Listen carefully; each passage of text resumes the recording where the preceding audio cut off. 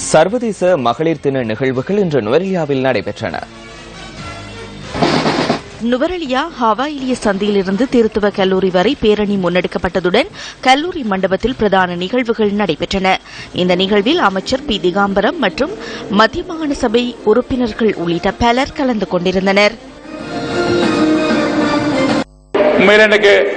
பெண்கள் வெளியூருக்கு போய் ரொம்ப கஷ்டப்படுறாங்க. அதை உங்களால் நிறுத்தணும்.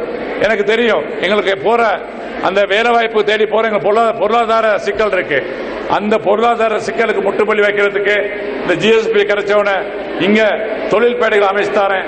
அப்போ உங்க பிள்ளைகள் இங்கே வேலை செய்யலாம், எங்களுக்கு அந்த பிரச்சனை தீரும். நாங்கள் வீட்டு உரிமை எப்படி கிடைச்சிருக்கோ, காணி உரிமை கிடைச்சிருக்கோ, அதே மாதிரி நான் தொழில் பேடை அமைச்சு தரேன். ஆகவே எங்கள் சமுதாயம் மாறுவதற்கு பொருளாதார வசதியில் கூட்டினா உண்மையிலே சமுதாயம் மாறும்.